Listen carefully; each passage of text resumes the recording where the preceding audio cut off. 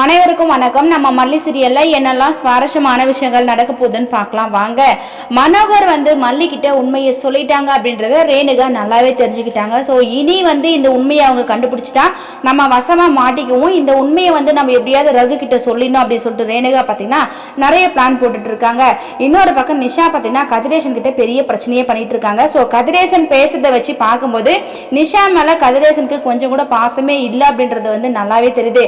அப்படி இருந்தாலும் நானும் அக்காவும் இன்னொருத்தரோட வீட்டில் போய் இருக்கிறோம், ஒரு நாளாவது நீ என்ன ஏதுன்னு சொல்லிட்டு கேட்டிருக்கலாம் இல்லையா அப்படின்ற ஒரு ஃபீலிங்ஸோட தான் கதிரேசனை நிஷா கிட்ட சொல்றாங்க.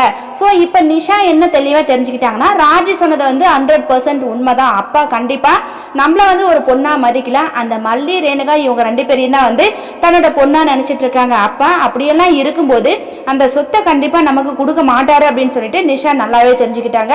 ஸோ ராஜேஸ்வரி சொன்ன மாதிரி அந்த டெண்டர் பத்தின விஷயத்த நம்ம தெரிஞ்சுக்கிட்டு எப்படியாவது அந்த டெண்டர் அப்பாவுக்கு கிடைக்க விடாம பண்ணணும். ஏன்னா அந்த டெண்டர் ராஜேஸ்வரிக்கு கிடைச்சா நமக்கு சரிசமமா பிரிச்சு கொடுக்குறேன் அப்படின்ற மாதிரி டீலிங் நம்ம பேசிக்கலாம் அப்படின்னு சொல்லிட்டு நிஷா பத்தினா ஒரு பக்கம் பிளான் போட்டுட்டாங்க.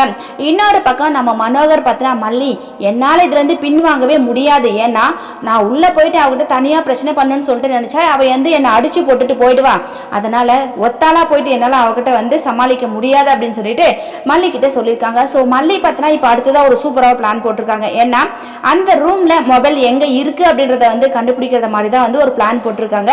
ஸோ போதாத குறைக்கு இப்ப ரேணுகாவோட மனசுல பயம் வந்துருச்சு, சந்தேகங்கள் வந்துருச்சு. இவங்க உண்மையை எப்படியே கண்டுபிடிச்சிருவாங்கன்னு சொல்லிட்டு இப்ப சாமியார் ஒருத்தரை வீட்டுக்கு கூட்டிட்டு குணப்படுத்தலாம் அப்படின்ற மாதிரி பேசியிருக்காங்க. இது கண்டிப்பா ரேணுகாவை குணப்படுத்துறதுக்கான விஷயம் இல்ல. ரேணுகா உண்மையாவே நடிக்கிறாளா இல்ல உண்மையாவே அவளுக்கு பைத்தியமா இருக்காளா அப்படின்றத கண்டுபிடிக்கிறது ஒரு கேள்வி. ஸோ அது மட்டும் இல்லாம இன்னொரு விஷயம் என்னன்னா ரேணுகா அந்த ரூம்ல மொபைல எங்க வச்சிருக்காங்க. ஸோ இந்த ரெண்டு விஷயத்துக்காக தான் மல்லி பாத்தீங்கன்னா ஒரு சாமியாரை வீட்டுக்கு வர வைக்க போறாங்க. அவங்க மூலயமா தான் ரேணுகா உண்மையானவளா இல்லையா நடிக்கிறாளா அப்படின்ற விஷயத்த எல்லாத்தையுமே மல்லி கண்டுபிடிக்க போறாங்க. இதை வேற நம்ம மனோகர் கிட்ட சஸ்பென்ஸ் இதை நான் உங்ககிட்ட சொல்ல மாட்டேன்னு சொல்லியிருக்காங்க. ஆனா ரேணுகா இது எல்லாமே கேட்டுட்டாங்க. நம்ம மனோகர் மல்லி ரெண்டு பேரும் என்ன பேசுறாங்க அப்படின்ற விஷயத்த தெரிஞ்சுக்கிட்டாங்க. தெரிஞ்சுக்கிட்டு அடுத்த கட்டமா ரேணுகா என்ன பண்ண போறாங்கன்னா வீட்டை விட்டு வெளியில போகணும், இல்லையாட்டி ரகு கிட்ட இந்த விஷயத்தை பத்தி கால் பண்ணி சொல்லணும். ஏன்னா ரகு கரெக்டா இன்ஸ்ட்ரக்ஷன் கொடுப்பாரு. அதாவது அவங்க விஷயத்தெல்லாம் தெரிஞ்சுக்கிட்டா இனி ஒரு நிமிஷம் கூட நீ அந்த வீட்டுல இருக்கக்கூடாது, எப்படியாவது தப்பிச்சு வந்துரு அப்படின்ற ஒரு ஆப்ஷன் இருக்கு. இல்லையாட்டி நீ மொபைலை தூக்கி போட்டுட்டு அந்த வீட்டுல எப்பவுமே பைத்தியமா இருக்கிற மாதிரி நடிக்கணும் அப்படின்ற மாதிரி தான் ரெண்டு ஆப்ஷன் கொடுத்திருப்பாங்க.